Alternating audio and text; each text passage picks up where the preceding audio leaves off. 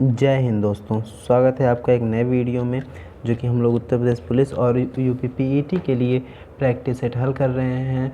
हम आपको वीडियो के लिए लाइक और सब्सक्राइब के लिए कभी नहीं कहते हैं, लेकिन आप लोग प्लीज़ वीडियो देखिए। तो अगर आपको पसंद आ रहा है तो लाइक और सब्सक्राइब प्लीज़ कर दीजिएगा। तो आज हम लोग चलते हैं अपने पहले क्वेश्चन की ओर, जो कि उत्तर प्रदेश पुलिस और पीईटी के लिए बहुत ही महत्वपूर्ण प्रैक्टिस सेट है। और आप सबको न्यूज़ मिल ही गई होगी, आपने कहीं ना कहीं अगर पढ़ाई कर रहे हैं तो यूट्यूब पे देखा ही होगा कि इस महीने में, हम तो अक्टूबर कह रहे थे लेकिन ज़्यादा से ज़्यादा अब चांस हो गया है, 90% चांस हो गया कि इसी महीने की लास्ट में उत्तर प्रदेश पुलिस की वैकेंसी आ जाएगी। और यूपीपीईटी का तो आप देख ही रहे हैं, चल ही रहा है फॉर्म पड़ इस वक्त फॉर्म पड़ रहा है, 15 दिन हो गए फॉर्म पड़ते हुए। तो चलिए हम लोग अपना पहला क्वेश्चन है हमारा, दादा भाई नौरोजी ने अपने धन का पलायन सिद्धांत को किस पुस्तक में वर्णन किया है? तो वो है poverty and un British rule of India. तो इसमें उन्होंने धन के पलायन का सिद्धांत के बारे में बताया है। अगला क्वेश्चन है हमारा, नकदी रिजर्व अनुपात किसका उपकरण है? तो मौद्रिक नीति का उपकरण है नकदी रिजर्व अनुपात। अगला क्वेश्चन है हमारा, अर्थशास्त्र मानव निर्मित उत्पाद उपकरण को किस रूप में वर्गीकृत करता है? अर्थशास्त्र जो है मानव निर्मित, मतलब मानव जो निर्मित करता है उत्पाद, इसको पूंजी के रूप में वर्गीकृत करता है। अगला क्वेश्चन, वातावरण में उपस्थित सल्फर ऑक्साइड बारिश से धुल जाते हैं और क्या बनाते हैं? तो ये बारिश से धुलने के बाद जो है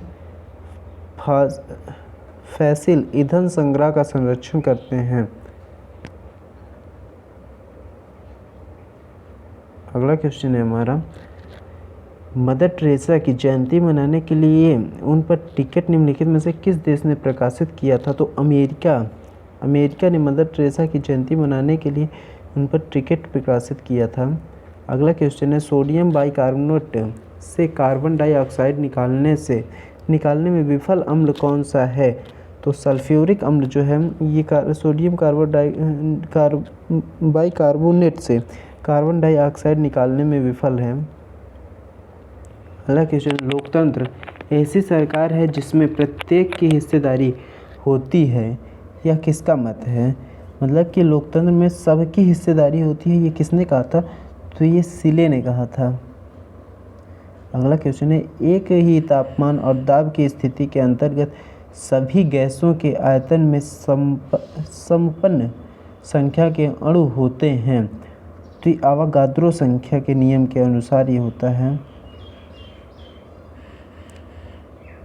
फोटोफॉस्फोरिलेशन का अर्थ है, तो इसका अर्थ होता है एडीपी और एटीपी। फोटोफॉस्फोरिलेशन का अर्थ एडीपी और एटीपी होता है। किस दिल्ली सुल्तान ने कठोर नीति अपनाई थी? तो बलबन ने जो है ये बहुत ही कठोर नीति अपनाई थी। इसने ही सिजदा और प्रैबोस प्रथा चालू की थी। भारतीय गणराज्य में वास्तविक कार्यकारी प्राधिकरण निम्नलिखित में से किसके पास होता है? मतलब कि भारत में जो ये वास्तविक कार्यकारी प्राधिकरण होता है, ये किसके पास होता है? तो ये मंत्रिपरिषद के पास होता है। और लिखित रूप से किसके पास होता है? वो राष्ट्रपति के पास होता है, लेकिन वास्तविक मंत्रिपरिषद के पास होता है। अगला क्वेश्चन है हमारा, निम्नलिखित में से 3 जोड़े गलत हैं, सही जोड़े को पहचानिए। लिखित संविधान इंग्लैंड, ये गलत बात है। इंग्लैंड का संविधान अभी तक लिखा नहीं गया है। या अलिखित संविधान है। संयुक्त राष्ट्र महासभा निषेधाधिकार सही है। एकात्मक राज्य यूएसए, ये भी सही है। सार्क जो है ये द्विपक्षीय मुद्दे पर बात नहीं करता, ये एक संगठन है। हमारा अगला क्वेश्चन है, एक वित्तीय प्रपत्र को मूल प्रतिभूति कहा जाता है यदि वह डैश के देयता प्रदर्शित करता है। यानी कि वो अगर एक वित्तीय प्रपत्र है जिसे मूल प्रपत्र कहा जाता है, अगर वो भारत सरकार का है या भारत सरकार की देयता प्रदर्शित करता है। तो डायनामाइट का आविष्कार किसने किया था? तो डायनामाइट का आविष्कार जो है ये अल्फ्रेड नोबेल ने किया था। अगला क्वेश्चन है हमारा, रोवर्स कप। एक जो रोवर्स कप होता है ये किस खेल से संबंधित है? ये फुटबॉल से संबंधित है रोवर्स कप। अगला क्वेश्चन है, वेदों की ओर लौटो ये किसका नारा है? तो यह सभी को पता होगा कि वेदों की ओर लौटो किसका नारा है? ये दयानंद सरस्वती जी का नारा है, वेदों की ओर लौटो। अगला क्वेश्चन है, भारतीय संविधान का भाग 4 निम्नलिखित में से किससे संबंधित है? ये राज्य के नीति निर्देशक तत्व से संबंधित है और हमने ये आयरलैंड से लिया, आयरलैंड ने इसे स्पेन से लिया था। अगला क्वेश्चन है, निम्नलिखित में से किस नदी को शोक नदी के नाम से जाना जाता है? तो दामोदर नदी को ये बंगाल का शोक है, बंगाल का शोक नामक जाना जाता है और उस कोसी नदी को बिहार का शोक कहा जाता है। हैदराबाद में नेशनल पुलिस अकादमी का नाम किसके नाम पर रखा गया है? तो इसका नाम सरदार वल्लभ भाई पटेल कर दिया गया है हैदराबाद में जो नेशनल पुलिस अकादमी है। अगला क्वेश्चन हमारा, भारत के किस राज्य में पहला एयर क्लिनिक खोला गया? एयर क्लिनिक भारत के किस राज्य में खोला गया है? तो ये मणिपुर में जो है ये पहला एयर क्लिनिक भारत में खोला गया है। निम्नलिखित में से कौन सा कंप्यूटर सिस्टम के लिए एक सामान्य सुरक्षा उपाय नहीं है? मुख्य मेमोरी का नियमित अपग्रेड करना, ये जो है ये सामान्य सुरक्षा का उपाय नहीं है एक कंप्यूटर के लिए। भारत शासन द्वारा राजकीय चिन्ह को कब अपनाया गया? तो 26 जनवरी 1950 को भारत के राजकीय चिन्ह को अपनाया गया था। कैडमियम नाइट्रेट का रासायनिक सूत्र है तो CdCnO3 और 2, यही है कैडमियम नाइट्रेट का रासायनिक सूत्र। राष्ट्रीय खेल दिवस कब मनाया जाता है? तो राष्ट्रीय खेल दिवस जो है 19 अगस्त मेजर ध्यानचंद जी के जन्मदिन पर मनाया जाता है। गीत सेठी किस खेल से संबंधित है? ये बिलियार्ड से संबंधित है, गीत सेठी जी जो है। अगला क्वेश्चन है हमारा, 3 से 9 नवंबर 2018 का आयोजित 11वीं एशियाई एयर गन चैंपियनशिप कहाँ आयोजित की गई थी? तो ये कुवैत में आयोजित की गई थी। भारत के राष्ट्रपति संसद के दोनों सदनों के प्रथम सत्र के प्रारंभ में कब संबोधित करते हैं? प्रतिवर्ष सही है, लोकसभा के लिए प्रत्येक आम चुनाव के बाद, ये दोनों ही उपयुक्त, दोनों ही सही है।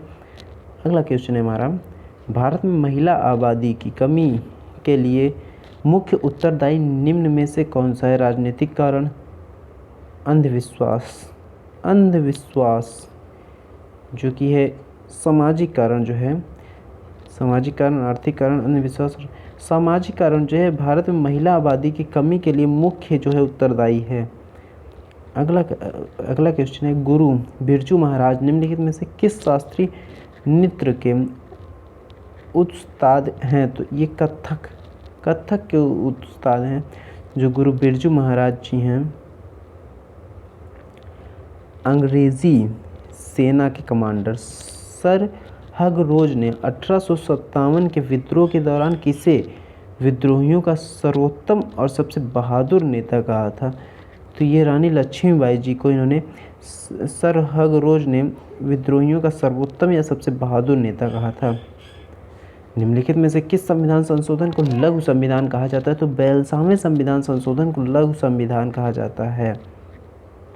ND तिवारी जिनका हाल ही में निधन हो गया, ये उत्तर प्रदेश में कितनी बार मुख्यमंत्री के रूप में चुने गए हैं? तो इन्होंने 3 बार मुख्यमंत्री के रूप में इन्हें चुना गया था उत्तर प्रदेश में। अगला क्वेश्चन हमारा, वह राज्य सरकार जिसके द्वारा शिल्पकारों को प्रोत्साहित करने हेतु 1 डिस्ट्रिक्ट 1 प्रोडक्ट शुरू किया गया, तो ये उत्तर प्रदेश ने 1 डिस्ट्रिक्ट 1 प्रोडक्ट शुरू किया। इसकी ब्रांड एम्बेसडर जो है कंगना रनौत जी हैं। अगला क्वेश्चन है हमारा, हाल ही में कौन विश्व की 7 सबसे ऊंची चोटियों और 7 ज्वालामुखियों शिखरों पर चढ़ने वाले विश्व के सबसे कम उम्र के पर्वतारोही बन गए हैं? तो सबसे कम उम्र के पर्वतारोही कौन है? वो जो 7 सबसे ऊंची चोटियों और 7 ज्वालामुखियों पर चढ़े हैं, तो ये हैं सत्यरूप सिद्धांत। सत्यरूप सिद्धांत जो है ये 7 सबसे ऊंची चोटियों और 7 ज्वालामुखी शिखरों पर चढ़ने वाले विश्व के सबसे कम उम्र के मतलब बन गए हैं। किस राज्य सरकार ने हाल ही में गौ कल्याण सेस लगाए जाने का ऐलान किया? तो उत्तर प्रदेश सरकार ने गौ कल्याण सेस लगाए जाने का ऐलान किया है।